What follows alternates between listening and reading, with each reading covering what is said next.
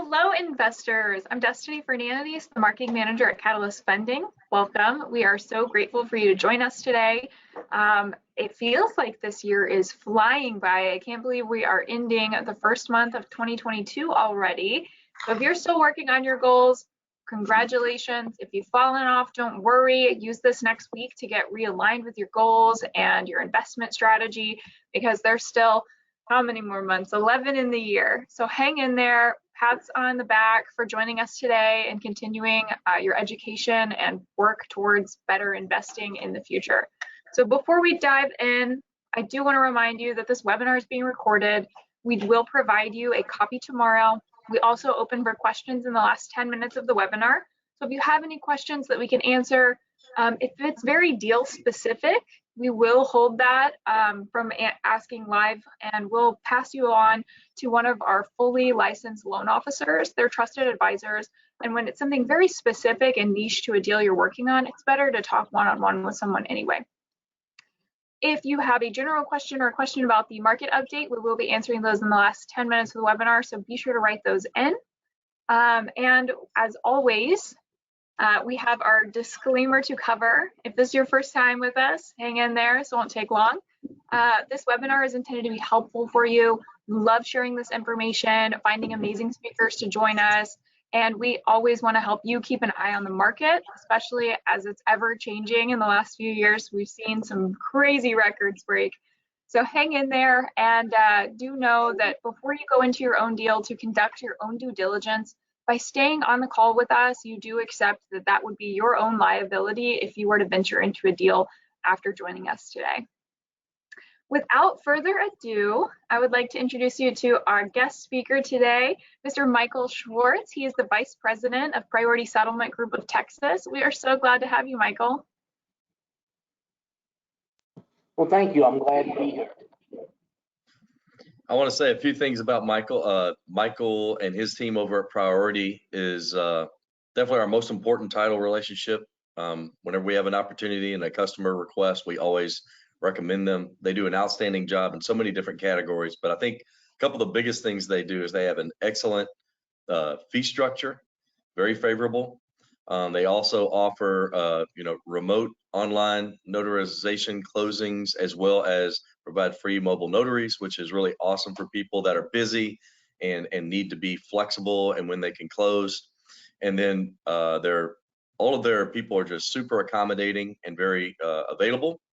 They provide incredible turn times. Like we cannot get title searches back quicker than we do from their group, from anyone else. They're outstanding in that category. And the biggest thing probably is at the end of the day, if something ever does go wrong, and there are always some challenges in the mortgage industry, you can always get their senior team to help out and redirect the transaction right away and get things going back in a better direction. So just a fantastic group to work with. If anybody on the call has an opportunity to select their title company, I would highly encourage them to check out Priority. For sure. Michael, is there anything you wanted to talk about with Priority and kind of just tell everybody what y'all are all about? You know, there's a couple of things, Jeff, and first of all, Wade, thank you for that. But, you guys are incredible partners.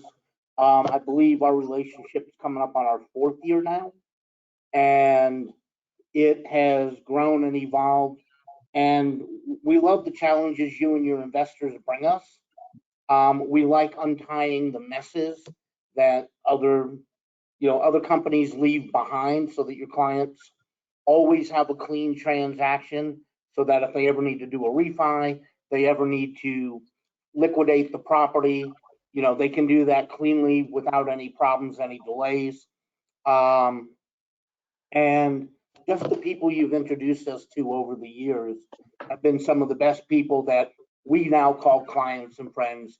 So we're very grateful for the relationship. Also, the speed of your processing team. I have a couple other investor groups that we do some business with, and they struggle to get out of their own way. You guys are always bringing new products to the table, new pricing, and as part of this relationship, one of the things we do different, you mentioned our fee structure. We maintain a lowest fee structure, right? Title premium is promulgated by the state. It's the same no matter where you go. However, agency fees, the escrow fee, the tax cert fee, the FedEx, the whatever junk fees, those are set by the title companies. And if you manage your business well, you don't have to pick the pocket of the investors and the consumers out there. And with your support and your team's support, what are the things we do, right? We come into a market, we develop it, and then we'll put an office in there rather than throw up a whole bunch of fancy offices. You know, we let the market dictate where our growth and where we're going to be. And as of December of last year, we were able to open our first office here in the Houston market. We're on I-10, just outside of 8. So it's a very convenient location in city center. And, you know, when we have our grand opening later next month, we want to invite you, anybody that's on the call today, come by, come visit our team, see what we do, the people you meet, the way we act. What you see with us is what you get, right? Genuine people that know, right? We do this for a living. You're doing your whether you're doing your first deal or your 100th deal, right? You guys want to be treated with respect and dignity. And if you need some education and help along the way, you want that in a partner. And that's what we want to be, because, you know, if we only wanted to work with the rock stars out there, you know, we'd have a very empty silo. And you build relationships and long-term friendships in this business by helping each other out. And that's the strength of the community. That's what we found with Catalyst. Guys, if this is your first deal with them, embrace it. These guys will not steer you wrong. If it's your 100th deal, you already know you're never going to go anywhere else because of the strength of the products they bring, their pricing, right? They're not looking to make all their money for the year on your one deal. You know, they want to work with you now and 10 years down the road. And I think that's why we line up so well. So I'm going to turn it back over to Destiny and we'll go from there. Thank you, guys. Awesome. Thank you, Michael. And I'll say I saw some pictures of their new office. It looks lovely. So if you're on the call, you got the invite. I better see you there. Moving on, if you are joining us for the first time, let me introduce you to two of our other speakers today. We have our founder and CEO, Wade Comeaux, and I will not mix this up. He started his career in 1995, and he's held titles such as president, executive vice president, leading sales and operations teams of up to 1,400 employees. If you joined us last month, you'll know that I said the wrong number. So I am redeeming myself and getting back on track with our goals for the year. I'd also like to introduce you to our Director of Lending, Jeff Johnson. If you have done a deal with us, there's an opportunity that you worked with Jeff a little bit on your deal, or maybe you've met us at a networking event. Jeff and Wade are both highly dedicated to all of our investors and clients. They have experience as active investors. And in fact, we do that in-house as well with our company. So thank you guys for joining. And if you have questions for any of these experts, please write in and we will answer them at the end. I'm going to pass the mic over to who wants it?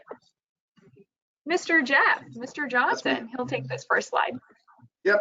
So for those of you that have not worked with us before, I will run down just kind of what we do and what we offer. And then we'll get into the market report. But before I do that, I will say, Michael and his team, if you're on the call and you're maybe an agent or a wholesaler, anybody has any kind of say-so as to which title company you use, I could not recommend them enough.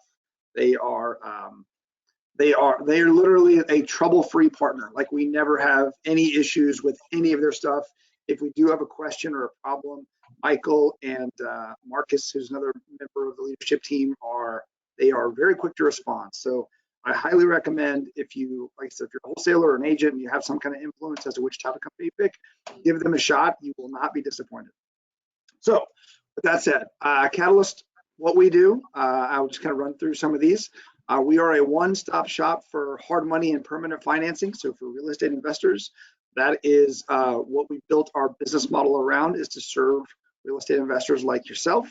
Like Destiny mentioned, we are real estate investors ourselves as a company. Many members of our staff invest as well, so they know what you're going through and they can speak from experience when you come to them with questions about the real estate investing process. We've been involved in thousands of transactions. We believe in a one single point of contact, one LO model, meaning whether you're doing a hard money, long-term loan, a non-QM loan, blanket, whatever the case may be, all of our loan officers are licensed, so they can carry you all the way through from your first deal to doing a 50 deal package if you wanted to. We are very proud. We have a 5-star customer reviews on Google and a couple other platforms. So if you're ever in doubt as to which lender to go with, I always check Google when I go to a restaurant. So I think with a lender, it's probably a good idea as well. Check that out. Like I said earlier, we do hard money, conventional and non-conventional loans. Excuse me. Lately, over the last year or so, we've been doing a lot of primary refis and cash outs. As you know, rates have been historically low over the past year to 2 years, and values have gone up at historically high numbers as well. So we've been able to work with a lot of investors to pull cash out of either a primary or a rental property, and then help them deploy that cash to buy more properties. Hard money loans, program starting at 699 and 2 points. Excuse me, we do have a VIP flip program for more experienced flippers that go as low as 999 and 1 point. And then the last 2 things we'll talk about, we have a non-QM or blanket loan product with rates starting in the high 3s. That is for anybody that's got 5 or more properties, can throw them into one blanket loan, one payment. It's very convenient, and it's very cheap money right now. And then the last thing is the Airbnb loans. We started doing those recently. No income doc, no debt service coverage ratio. They start as low as 4.25 on 30-year fixed deals. So a lot of products, some of them relatively new, and we're having a lot of takers. A lot of investors are all about the blankets and the Airbnbs. So if you have any questions, you want to get pre-approved, reach out and give us a call or shoot us an email, and we would love to help you out. Great, thanks, Jeff. Okay, so we're going to dive into the data, and we always show this particular presentation because we have a lot of new people who attend, and we also like to talk about what we're seeing in the trends. But whenever you look at this chart, it's pretty incredible, and this is one of the reasons that we feel, and that a lot of prognosticators feel, that home prices are going to continue to remain at minimum steady, if not going up, but not at the level that it has in the past year. Like last year was historic growth. We don't project that same level, but this chart tells a lot about why we do feel the prices will remain at minimum steady, if not slightly increasing, or increasing at some significant level. But if you look at this chart, it basically shows the number of housing starts by decade. And if you look from 2010 to 2015, really the number of housing starts was at an all-time low. And we have seen an uptick recently from 2015 to 2020, but still not as high as it was at points in the 70s, 80s, definitely not in the early 2000s. And whenever you look at this chart, maybe another thing that you may not think about that's pretty incredible is in 1950, the US population was 151 million. Today it's 331 million, more than double, yet we're not building twice as many houses, not even close to it, right? So it's a pretty incredible thing. Of course, you do have homes that have been there for a while that start to accumulate over time, so it does take up some of the population. But at the end of the day, the number of housing starts has been incredibly low for some time. The number one rule of economics is supply and demand, and there are just not enough homes out there. It is a huge part of what's driving prices today, and we and most other people feel that it's going to continue to drive prices over time. Anything to add to that, Marcus, or I'm sorry, Michael or Jeff? The only thing I would say is if you look at the bottom, like I said, housing starts were at an all-time high in November, or I'm sorry, 9-month high in November. So they're trying to play catch up. And we haven't shown this chart in a while, but like to your point, Wade, there's just not enough houses to go around. So the difference between existing homes and new homes, the price difference, it used to be significant, but as the shortage has gotten worse and worse, the gap has widened to where you can get an existing home, you can get a new home, if you can get one, for almost the same price as in the existing home. You don't pay much of a premium for the new homes. So as that, I think a good tell will be once things are starting to get back to normal is when that gap starts to widen again, when you can get more of a premium. Well, I guess when builders can get more of a premium for their new homes versus existing homes. Michael? Over the last couple of weeks, I've actually met with several construction and community managers for a number of the tract home builders in the Austin market. And what I wasn't aware of, what's limiting the number of housing starts for a lot of these production builders are materials. Windows and doors in particular, which was something that was surprising to me, is they can't get the raw materials to manufacture the vinyl and aluminum frames and produce the glass to sustain the number of housing starts that even the builders would like to have this year. So it's coming. So some of the reduction in new numbers being created right now are being still directly influenced by what's happened in the economy for the last 2 years. And never would I have thought to look to, windows and doors or roofing material production to be a limiting factor on housing starts. Yeah. I think a very commonly heard term in the news lately is supply chain issues. And there are definitely a lot of those from the materials to make things, the people to make them, and then getting those materials here because so many of the things that are made are shipped from other places, and there are some challenges getting them to the American consumer or in this case the builders. So I definitely hear a lot about that as well. And not just it's not just that there's not enough, the prices. That's another reason the home prices are going up is because the materials to build them have gone up so much. Timber prices are incredibly high, lumber prices, all these other things, windows, doors. Whenever there's a scarcity, prices just keep going up. Next slide, please. So real estate shock or big nothing. Experts debate what rising mortgage rates will mean for the 2022 housing market. So this is, if you look at this chart, it's interest rates from 2019 through 2024 projected, right? So if you look at the chart in 2019, it's 4.5, and it just starts trickling on down to the low 2s in 21, most of 21, it stays in the high 2s. But then you notice it starts to trickle back up.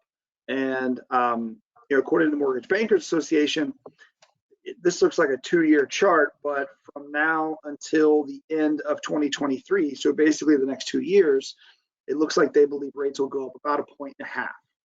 So all of the things that we've been reading, or that I've been reading at least, when they point to a slowdown in the growth, most people aren't predicting a drop in values, but they are predicting a slowdown in the growth. Last year was ridiculously high paced as far as the values go, and they think it's going to slow down. And part of that logic has to do with interest rates. Inflation is at an all-time high, and the interest rates are one of the ways to curb that. So the increase in the interest rates should slow down the housing market, just because you're going to simply start pricing people out of the market. If that makes sense. Families won't be able to afford the same level of house they could with lower interest rates.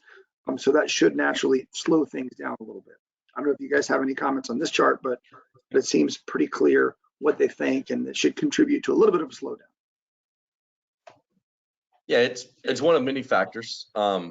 Whenever we say a slowdown, I think it's very important that does not mean, I don't think Jeff predicts a reduction in prices. I think Jeff is predicting a reduction in the incredible rate of appreciation we saw last year. And right. I definitely agree that this factor, along with others, will certainly see not a 20% type appreciation like much of the country saw last year.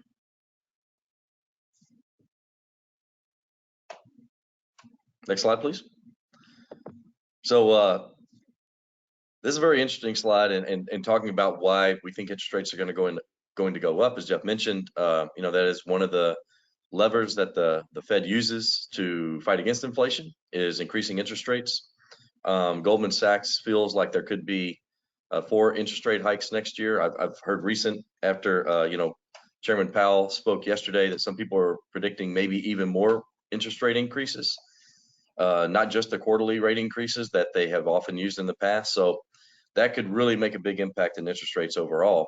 And you always want to be thinking about that. I think it's a great time right now to lock in a very low rate, right? It's a historically low rates are still here. We're at a 22-week high, but 22-week high is nothing in comparison to the historical numbers where rates were at 18% during the last major inflationary period back in the 80s. So and we are at the same inflationary levels of the 80s right now, right? So the way they reacted to that is massive increases to rates and to stamp that down. I don't think we're going to get that high. I hope we do not have to, but that is what happened last time. So locking in at 4%, if rates really go up that much, is a great opportunity for people.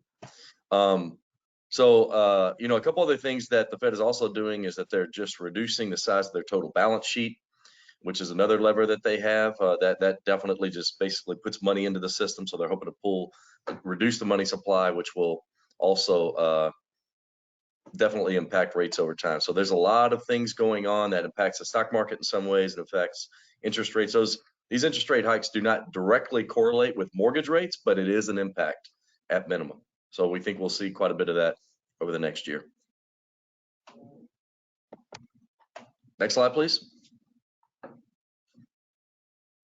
So I thought this is interesting because if you look at the headline, you would think that things are slowing down, right? 3 in 5 home offers face bidding wars in December, even amid holiday slowdown. So, and the chart says bidding war rate hits lowest level in a year in December. So I'll just read the text and give my opinion. So competition has dipped in recent months, partly because the housing market slows down in the winter, with buyers and sellers taking a break, while the bidding war rate has fallen from its peak of almost 75% in April. The housing market remains quite competitive as house hunters grapple with the shortage. So if you look at this chart, you'll see basically at the peak, like I said, or like I think said in April, you got 75%. So it looks like you're down to roughly 60% are in the bidding war, which is obviously lower. It's lowest it was all year. However, when you compare that to December of 2020, it was down to 54%. So even though it's the lowest it's been relative to last year, which everybody would say it was a pretty competitive year, it's already starting out at a higher number. So I don't necessarily know if that this lowest in year means that things are slowing down. I think it's very seasonal. Not that many people shop in the winter months, so you're going to get less competition and less bidding wars. But we're already starting 4 or 5 points higher than we did last year. So there's, we'll see what happens, but I would not read into the fact that it's the lowest it's ever been as a big sign.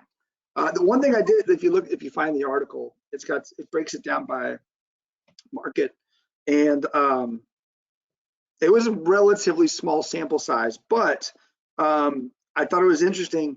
Houston and San Antonio, at least last year, were when they started the year, at least we were at the bottom of the markets. We were in the low 20s for bidding wars in Houston and San Antonio. Towards the end of so that was basically at the end of 2020. Towards the end of 2021, Houston and San Antonio had risen quite a bit. I think they went from the low 20s to the high 40s, which is twice as competitive, but still relative to the other markets, they were low. Dallas was off the charts the whole time. The Dallas market, I don't know, Michael, if you do a lot of stuff in Dallas, but the Dallas market, as far as bidding wars, was off the charts. It was even higher than Austin in some places. I thought that was interesting. Yeah, Dallas was very competitive. I do want to point out too that in December, we saw probably the greatest seasonal slowdown we did, in the last 2 years. But I do believe that was more due to, people had been running at a record pace for 2 years. And, you know, we had every month over month growth was phenomenal. In December, the brakes got hit hard, but on January 2nd, the contracts came right back in. Everybody kind of took the month, you know, seasonally adjusted month off. And I have the numbers from the Austin Board of Realty. And, you know, we were down 11% both on offers written and contracts closed. So, you know, your chart here, you're in better shape here.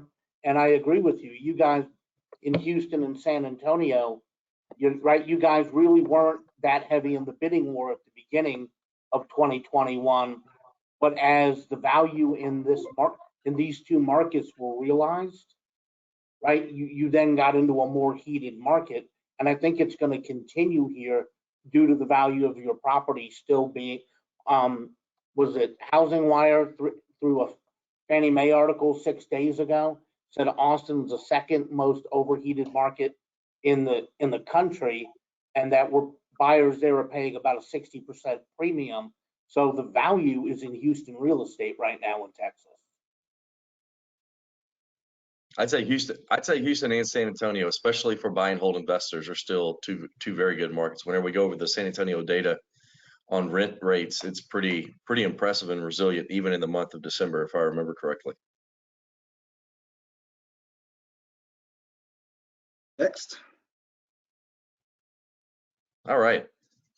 So home builder confidence is a very important measure because they have some of the best economists and analysts always looking to the future. They're trying to stay, you know, 6 months to a year in advance and making their decisions. So they're always great predictors of what's going to come into the future. And home builder confidence dropped slightly, but it was only a slight decrease. I want to make that clear. This headline is probably not most indicative of where we really are, but it fell 1 point in January from an 84 point in December.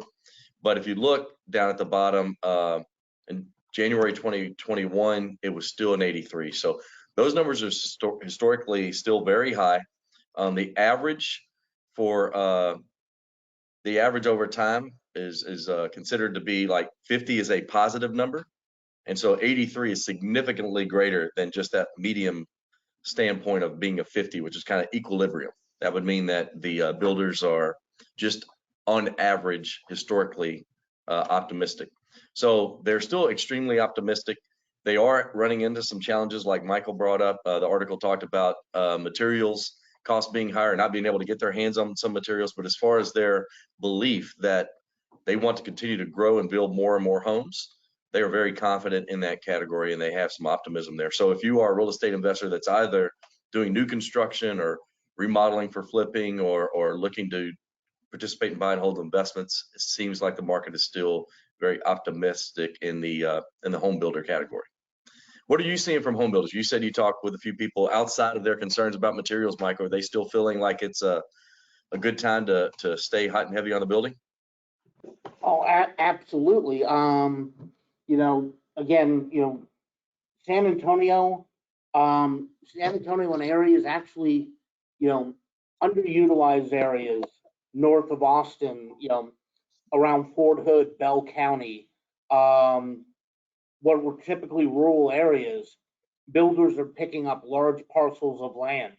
I was up in Northwest Texas on Monday, you know, just west of Fort Worth, and a lot of the agents up there are working with developers that have never been out there before, and they are buying up every bit of ranch land that they can get to start cutting new communities, you know.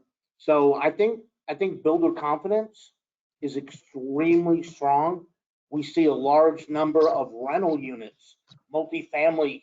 I think 2022, I don't have the exact stats, but I think we're going to see the largest number of multifamily rental units come online in 2022 than we've ever seen in Texas.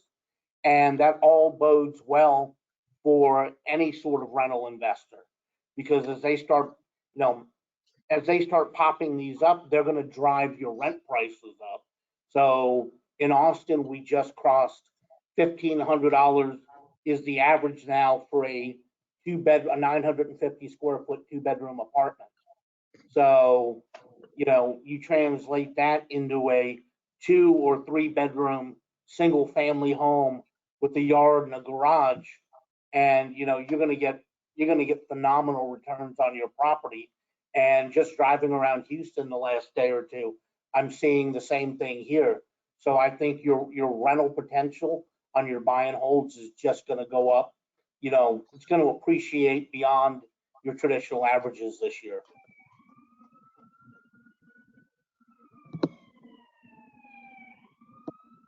Next slide.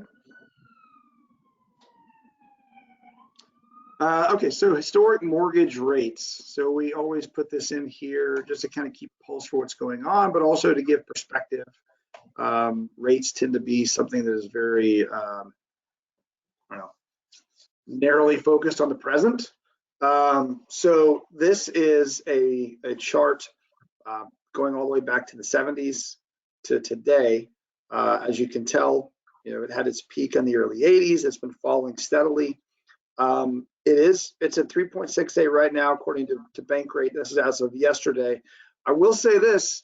I looked at, there was another chart from the Fed from January 1st till now, just in less than 30 days, rates have gone up roughly 45 basis points, according to the Fed. So that is, you know, that is a significant number, half a point, you know. So that tells me, one, like we've been saying, rates are going up. So if you are in the market for a refi or cash out or whatever the case may be, now is the time. Don't wait, because it's only going to get more expensive. But B, also look at this chart and keep some perspective. You know, if rates go up again and they go all the way to 4%, they haven't really been significantly above 4% for any major period of time since the late 2000s, right? So, and plenty of people were investing well before that, right? So don't think of higher interest rates as shutting you out of missing out on investing in real estate. That is not the case by any means. You know, people invest in real estate all the time. The rates matter, don't get me wrong, but at these numbers, it's such a relatively minuscule difference, especially when you think of the long play and the equity you're gaining over 5, 10, 20, 30 years. You know, it's really almost comical if you get upset or argue over $50, or you say, I'm not going to buy a house because my payment's $50 higher. Well, if you would have made that decision 20 years ago, look at where you'd be now versus where you were 20 years ago, right? You save yourself $50 a month, but you'd be holding on to an asset that is, you know, worth ridiculously more now than what it was back when you made that decision not to buy. So don't get caught up in small moves in rates. Think long term, what is the best, you know, move for me and my family? And 9 times out of 10, it's to buy that rental property and hold on to it. Absolutely. And we in the past, we have laid down this chart of interest rates and compared it to the rates of inflation. And throughout history, like America's history, you can see the correlation, right? So as inflation continues to go up and is higher, we can anticipate rates to go higher. So you just want to be aware of that. And boy, it's a powerful thing to lock in a 30-year fixed rate. We have those products, and a lot of lenders do as well, but 30-year fixed rates on both conforming and non-conforming loans and blanket loans can really be a powerful thing in an inflationary environment that locks in those low payments. Next slide.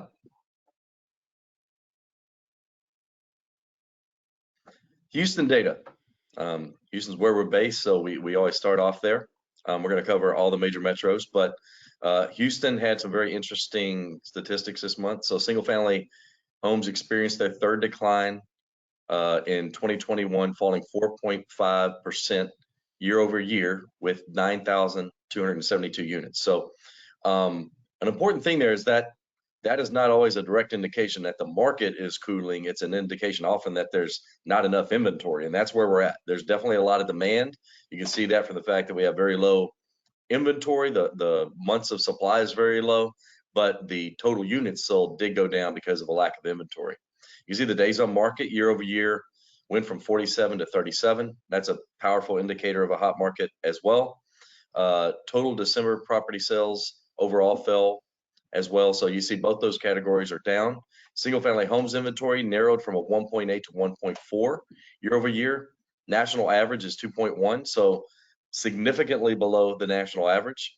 I remember at the beginning of the pandemic, whenever we look at these numbers, Texas and a lot of Texas, Houston in particular, not Austin, but the rest of the major metros were had more inventory than the national average. And you've totally seen that shift. And we've talked a lot in the past about the dynamics of so many people moving to Texas because of a robust job market and lower tax rates and things of that sort. So I think that you're going to continue to see, even if the rest of the country slows down more, Texas should have a competitive advantage versus the rest of the country for some time. This last statistic is very interesting. The single family home average price climbed 13.5% year over year to the second highest in history. So the highest month was June of 2021, and then the second highest in history was last month. So even in a month where, to Jeff's point earlier, and Michael said the same thing, a lot of seasonality in the home industry, right? Real estate industry, mortgage industry, but a very strong overall price number there. And if you look at the overall statistics to the right there, the numbers that are down are really just in certain categories: listings and sales. The numbers that are all up are on price. So yeah, at the end of the day, definitely a very hot market here in Houston overall. Last thing we'll cover at the bottom talks about the single family rent rates, and we've tried to keep some perspective throughout this the entire time. Pre-COVID, single family home rental average price was $1,700 in February of 2020. Last month it was at $2,042. That was flat with November, up 7.5% year over year. But at the end of the day, you can see that's about a $400 increase over where it was pre-COVID. So if you bought a property and you were like, okay, I'm excited with cash flowing $400 a month, now a year later, it could be potentially cash flowing $800 a month. So that's a massive increase in a very short time frame. And it's to provide some perspective. It sounds like going up 400 is not that big of a deal, but whenever you compare it to cash flow, that can mean like potentially double the cash flow in some instances. Yeah. The one thing I always look at when I look at this chart is the pending sales. So if you look, December 2021 is already higher. The listings are down, but the pending sales are higher. So that just means, like we've been talking about, the demand is still very, very strong. 319, I don't know if you realize, but this is December, mind you, and 319 is a record. Like that is the highest median number Houston has ever had. So to have the highest median in December is telling us, right? That's a very strong market, and I would anticipate the rest of the year to be as well. As far as the year ended, so I looked at a couple of year-end stats. So the single family home, like just the number of sales in Houston year over year was up 10%, but the volume was up 28%. So if you have a little bit of lift in units sold and these massive price increases, you get 28% volume. So nothing but good things coming out of Houston so far. Michael, anecdotally, just your gut, what are you feeling about, I know you said you drove around Houston a little bit, but in comparison to the other markets where you guys are operating, is your gut saying that, where would you rank Houston and San Antonio and Dallas and Austin and just overall speed of the market, intensity of the market? So I would, if you want speed of the market, I'm still going to say speed of the market goes to Austin, only because we have 0.6 months worth of inventory on the market as of the end of December. It's right. We are extremely negative. It still lines out the door. If you want bang for your buck value in the market, I'm going to put San Antonio first, because they have been the historically undervalued part of the state, but they are coming up quickly, with Houston being number 2. I mean, you're up to 392 median sales price. Austin, we just cracked 447. So low inventory, high prices, bidding wars, there's availability, but you got to be more seasoned, to really navigate that market. Dallas is leading Austin, but I would probably go San Antonio, Houston, Fort Worth, Dallas, and then Austin last. In form of availability, median price, year-over-year growth, stability. But I mean, you guys are in the perfect spot, because you are the largest metropolitan hub. You are the most diverse market in Houston. So, if I were going to put my dollars anywhere, I would probably put them in Houston this year. If I had a crystal ball, but I would not rule out San Antonio. It's quick drive right up I-10, and there's a lot of undeveloped areas that are just coming into play now, and you could find quite a few jewels there. For sure.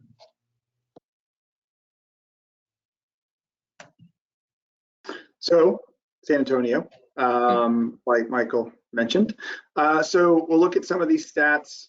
The number of units sold is pretty flat. I mean, it says -1%, so it's pretty much the same as it was last year.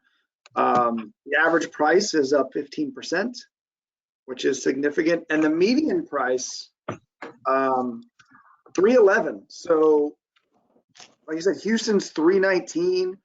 I think North Texas is 320. So San Antonio is like right there. Like they are creeping up and catching up to Houston and Dallas with regards to the value of the real estate. So it is, it is very competitive. Like it says, price change compared to last year, 19%. If you look at the days on market, 34 days on market, I believe Houston was, if you go back, I think it was 37. So, the days on market in San Antonio is actually a little bit shorter than Houston. So it is definitely, that's right there. I would put them in the same boat as Houston as far as the market hotness, and the numbers are very similar. The only thing that I noticed that seemed to be a significant difference relative to Houston is the average rents. If you look at that previous chart, I think the average rent in Houston was somewhere around $2,000. This is a little bit lower, $1,685. So it looks like, if I'm just doing the math, I'm probably able to buy a house in Houston for just a little bit more than San Antonio, but I'm able to charge a lot more rents, $300-400 possibly. So if I'm comparing the two, I would say Houston's a little bit better as far as rental properties go, but relative to the rest of the country, San Antonio is still a really good market. And to that point, another thing to consider is how much rent rates have increased. And if you remember, Houston was at 5.9% year over year, whereas you see San Antonio here is at 10%. So there is a lot of room for growth there, and we are seeing the growth in more rapid growth in rent rates in San Antonio than Houston, because Houston's already at a very high premium relative to the overall price of the homes. Yeah. All right, next. Thank you. So Dallas, I do want to make sure that we emphasize this is a North Texas report. So whenever you see this 320 median price, there are a lot of smaller markets that are included in that. It's not just like the metro areas of DFW. So that number is a little bit deceiving. I think it's most important to look here at the overall increases, which is pretty darn strong. Look at that, 18.9% year over year, including some smaller markets. I think whenever we just looked at Houston a few slides ago, that number was up 13.5%. So that's a huge difference there. Median was 17. Median was 17. Okay. Yep. So still pretty good. Still pretty good. Yep. So 18.9% is strong. Active listings, just like Houston, way down. Closed sales down a little bit. Days on market, looking at a total of 77 days on market to get under contract 35. Months of inventory, though, is a good bit lower than Houston. I think Houston was 1.4. Yep. And we're at 1.2 here in Dallas. But definitely that Dallas market, whenever you see some other statistics, it is incredibly hot. And some of the competition there, as Jeff mentioned earlier, with the number of competing contracts being one of the higher in the country. So Dallas is definitely a hot market as well. But as Mike and Jeff both mentioned earlier, that does not always translate to the best rental market. We work with a lot of investors in Dallas who actually focus on buying in Houston and San Antonio. And one of the mentorship organizations we work with does say that a lot. You want to live where you want to live, but you want to invest where you want to invest. And that's not always the same place. So if you have if you work with good mentorship organizations, or if you have good contacts, you could definitely invest in other markets without it being overly taxing. Yeah, I was telling you, Wade, I was listening to a podcast about Dallas, and they said that in the next 10 to 15 years, the DFW / North Texas metro area will surpass Chicago and become number 3 behind New York, LA, and then it'll be Dallas. And I was looking at it, Houston's right below Dallas. So they didn't talk about Houston, but I would not be surprised if in the next 10 to 15 years, Houston is right there with them, surpassing Chicago, bumping it down to, I guess, 5, which is very exciting to see 2 Texas markets could be in the top 4, possibly. But they talked about how easy they make it to build. You know, they talked about the north suburbs. You know, I'm not a Dallas site, but it was very, you know, they made the distinction between Dallas proper, like you said, and then there's so many. I think they said there are 15 towns north of Dallas of 100,000 people or more. So it's just, I don't know how much you guys do in Dallas, Michael, but it's blowing up there, especially north of town. And to be able to pass that doesn't happen very often where you see markets surpass each other. You know, that's pretty exciting. Yeah, I moved to Texas in 1989 and actually moved to Dallas for about a month before I got right in the head and had to leave. That's all you can take was a month, huh? But Dallas ended, you know, Richardson was clearly where, you know, Plano was there, but it was still very much the middle of nowhere. And in that 30 some odd years, right, I mean, it's built out from Richardson to Decatur, excuse me, right up to the Red River. I mean, you literally don't know where, you know, the city ends, right? You say Dallas, and if you're not familiar, you think it literally runs up to Lake Texoma now. The growth potential is big. You know, you've got to be a little more savvy on your investments up there because you've got to dig deep. And again, you've got to know your neighborhoods. But, you know, it's an amazing growth. And I think we're all going to benefit from it. You know, I know that sounds strange that we could benefit from, you know, Dallas's growth, but when you're looking to place your money somewhere, again, I'm going to turn around and point right back to where we're all at right now. You know, Houston is the place. I was very surprised at your numbers on the rental appreciation over the last 2 years.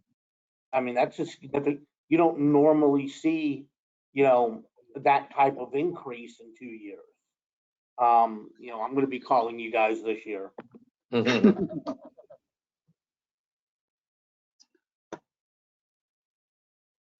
All right, the behemoth that is Austin Round Rock.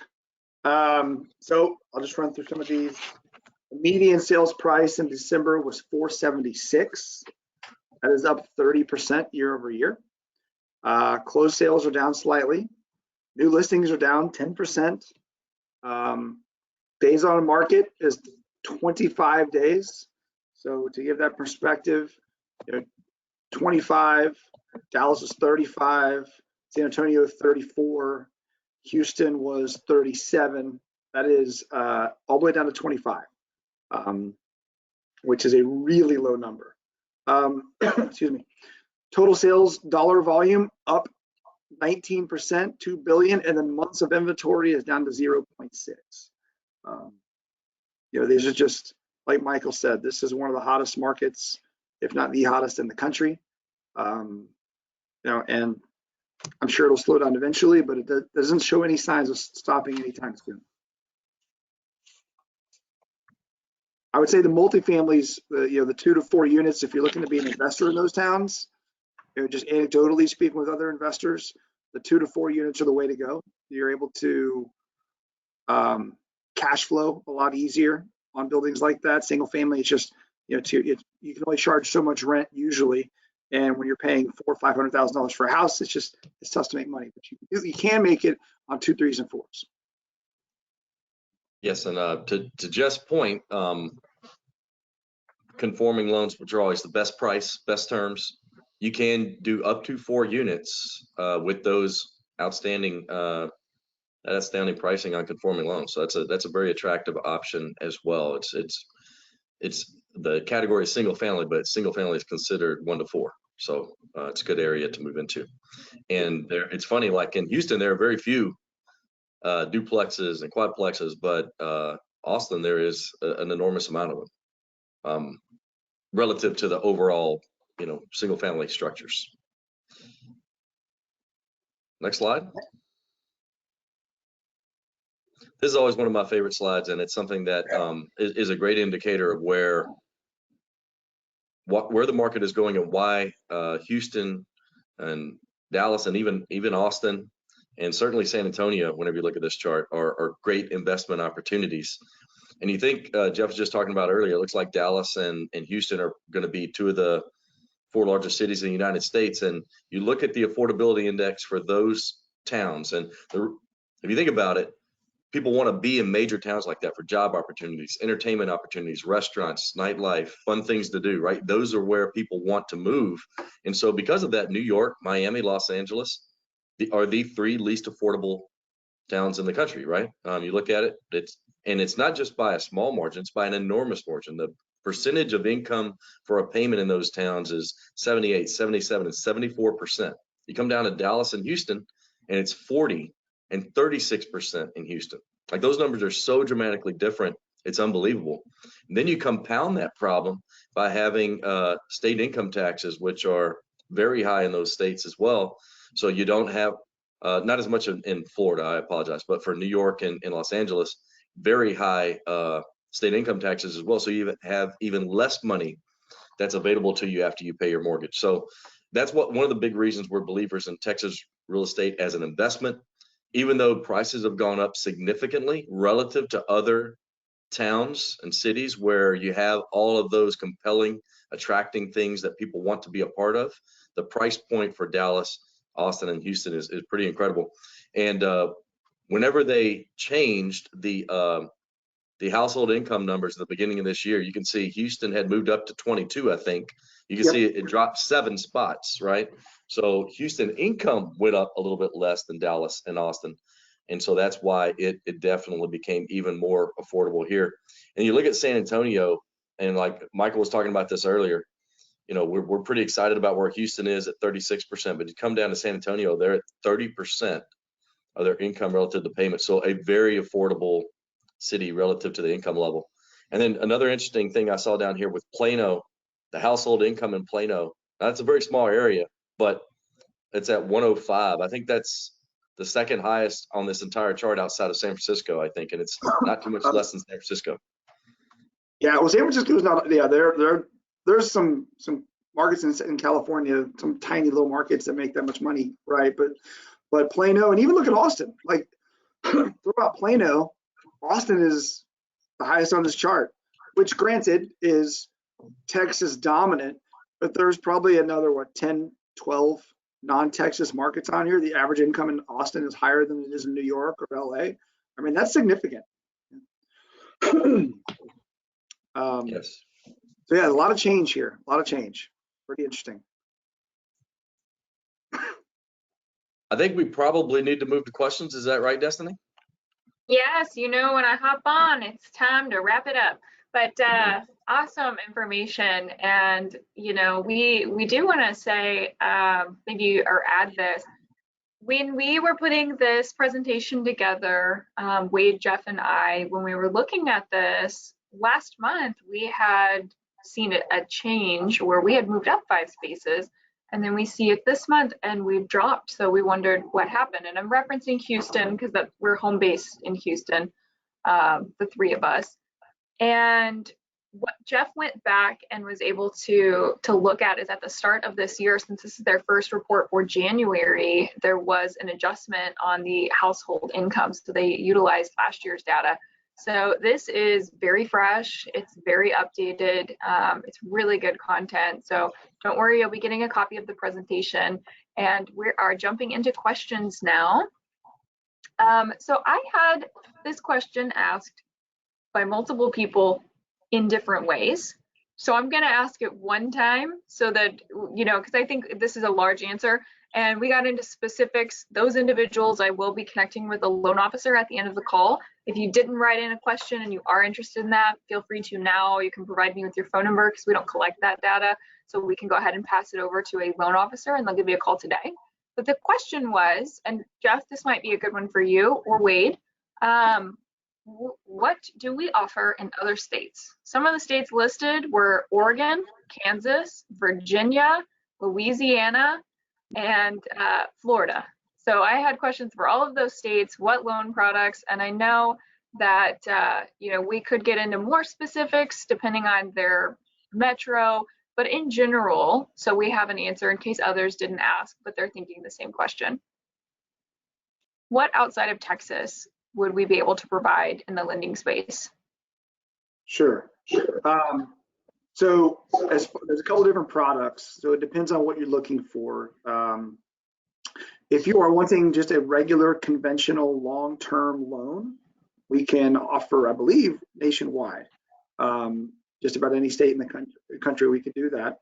If you are looking for a long-term non-conventional loan or a blanket loan, we can do every state except for, I believe it was the Dakotas, Idaho, and maybe one other out west. So unless you're in one of those states, we couldn't help you, but otherwise non-QM or blanket loans, we could do it nationwide. And then hard money, so hard money is a little different. We can offer nationwide hard money. However, if it's not in Texas, the major metros, it's going to be a little longer process than our normal go-to process. Hard money outside of Texas, you're probably looking at somewhere 30 to 40 days to get you closed. Obviously, down here in Houston and the major metros, we can close in 7 to 10 days. We have that dialed in. And the other markets, it's not as fast. From what we understand, it's not as fast in those markets for local lenders as well. So I can't speak to every market, but Houston is like the hard money lending on steroids, right? We are very fast. If you go outside of the major metros here in Texas, you're looking at 30 to 40 days to close hard money, but we could help you out. Oh, I'm muted. Yeah. I'm back. Awesome. Thanks, Jeff. That's all Sure. you guys missed when I was on mute. My next question is for Michael. Michael, they are asking, when will your Houston office be open? And to book an appointment, do we go online? So 2 great questions. Thank you. We are open now. I am sitting in the office as we speak. To book an appointment, you can, the contact information below, you can contact Natalie, who's our local rep here in Houston, or I can provide my information and we can set up an appointment for you if you want to come in and meet. If you want us to come meet you, discuss what we can do for you as a title partner. Our model is very simple, right? We want to make it convenient for you. So basically a phone call. And if you'll provide my contact information, I'm happy to take any and all phone calls. I answer my phone 7 days a week and we can get you going. Awesome, great. I will make a note to include that in the follow-up email that all of our registrants will receive. So you guys will have his information if you are interested in booking a one-on-one or just having a phone conversation to find out more about what they do and how they can help you out. Let's see, I am searching through because there was quite a bit of conversation in our questions box. So give me just a second and I will find our next question.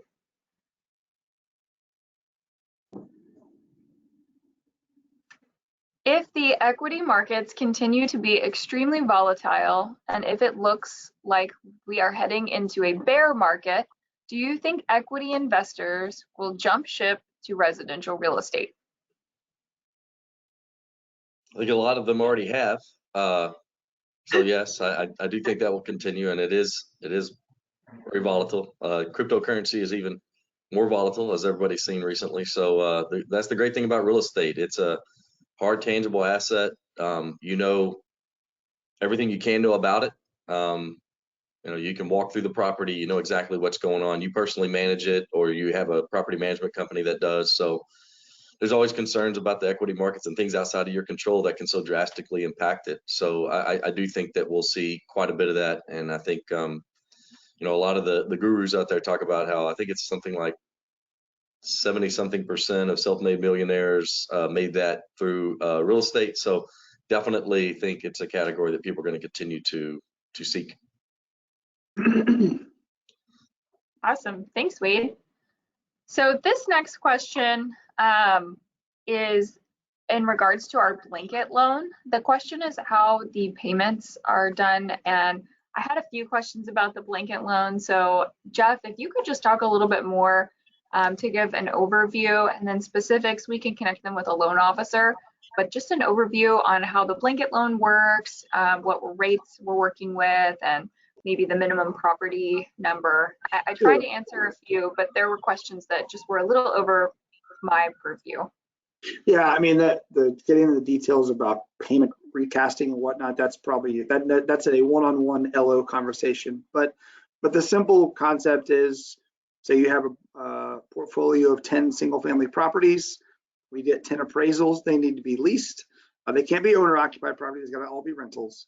But you take your 10 properties, you come up with a value based on appraisals, and we lend a percentage, depending on what kind of loan you get. It could be up to 80, typically around 75.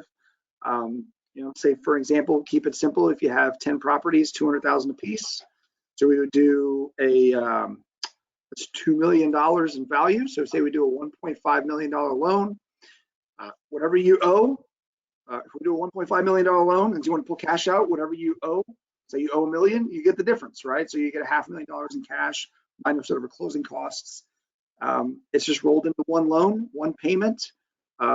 It's a pretty simple process, but if you have, obviously there's more to it than what I'm discussing on this call, but if you have details, feel free to call us and our loan officers can talk you through your situation. As far as the minimums go, you have to have at least 5 properties and they have to be at least $500,000 worth of loan. I might add one other cool feature of that is that a lot of people have been told in the past that maybe they can only borrow I've heard some banks tell people that they can only get 4 Fannie Freddie loans. Some people have been told 7. We definitely can get each individual borrower to 10. And the great thing about these blanket loan programs is that the blanket loan interest rates and terms are better than individual non-qualified mortgages. So what we've done for some people is take, you know, maybe 10 properties in the husband's name, 10 properties in the wife's name, combine those into one blanket loan, then they can each do 10 properties again. So that's another thing that's a very attractive option. Don't feel like you've been maxed out. The people who tell you that are not specialists in the real estate investment lending space, because there's no limit to the number of properties you can add to your rental portfolio. Yeah, I think one of the questions was rates. Rates on those deals are typically in the 4s. I mean, obviously it ranges based on the properties and your credit. There's a lot of different factors, but I would say rates are in the 4s. Shoot, there's one more. Oh, no income. That's a no income doc program. So you do not have to have a regular job type job. That is not a income requirement. Is not one of those. Yep. The only thing that the properties have to do for that particular program is you have to have a debt service coverage ratio, which basically means your rents have to exceed the cost of the property by a certain margin.